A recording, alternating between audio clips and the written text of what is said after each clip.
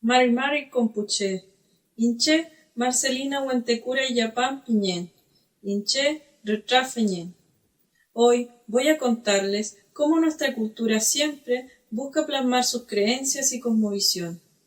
Es por esto que adoptamos la orfebrería con bases firmes en nuestras creencias. A través de los aros chaguay les explicaré la manera en la que se comunica a la comunidad, familia y conocedores de la cultura la etapa de vida de la mujer en diferentes instancias sociales. La palabra chaguay se ha asociado normalmente a lo que llamamos aros. En su particularidad, son los de forma especialmente redondas, que simbolizan el vasto manto celestial. Estos aros fueron diseñados especialmente para las ceremonias, con la intención de plasmar en ellos lo que se desea pedir a las fuerzas y energías protectoras. También es una manera de expresar y transmitir la importancia del orden familiar en cuanto a las niñas, mujer soltera o casadas en la comunidad. Ahora les voy a ilustrar los 3 tipos de aros chaguay denominados para las mujeres de la familia según su etapa de crecimiento o desarrollo de vida. Para las niñas cercanas a su menarquia se realiza la ceremonia llamada Catampilún, que consiste en la apertura del óvulo de la niña de la familia. Mientras cicatriza, se deja una lana en la herida y así poner sus primeros aros chaguay, los cuales se caracterizan por tener una base redonda, uno de los modelos más antiguos de nuestra simbología, los cuales eran lisos y sin diadema. Estos simbolizan la inmensidad del cielo, a la espera de recibir a nuestra sagrada luna Cuyén. Todo esto es motivo de alegría, ya que marca el punto en el que la niña comienza su etapa a ser una mujer adulta.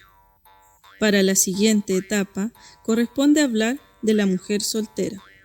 Cuando su familia cree está preparada para casarse, deciden usará otros aros chaguay y en esta base redonda se le representa en su interior central a la sagrada luna Cuyén como media luna. Cuyén está presente en esta pieza por ser sagrada para nosotros, ya que ella tiene el poder absoluto frente a las aguas, la naturaleza y nuestro cuerpo. Se asocia a la fertilidad de todos los seres vivos en la tierra. Se le ruega a Cuyén para que nos ayude en nuestras solicitudes. La mujer soltera, para la siguiente etapa que es de mujer casada, usará los chaguay de base redonda, pero ahora llevará 2 medias lunas centradas en la pieza, para comunicar que es una mujer casada.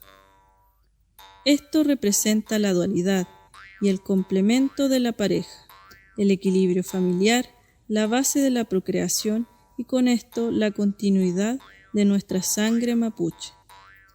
Estos diseños son la iconografía más simple y que mejor hacen memoria a los diseños originales de la antigüedad, aunque actualmente se le han diseñado y añadido otros detalles y decoraciones.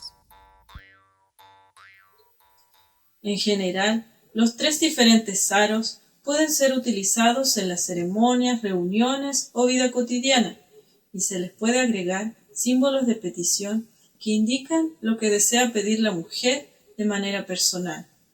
Y en caso de uso ceremonial, se coordina en conjunto con los deseos de la comunidad. Hoy en día nos hemos adecuado a la época moderna, usando las diferentes joyas que nuestros antepasados han dejado para nosotros, todos diseños únicos, aquellos que hemos adoptado y replicado, logrando conservar y transmitir la cosmovisión mapuche. Finalmente, los chaguay no son solo lindas joyas, también son deseos, son símbolos sociales, son compromiso, son protección y el reflejo de la mujer,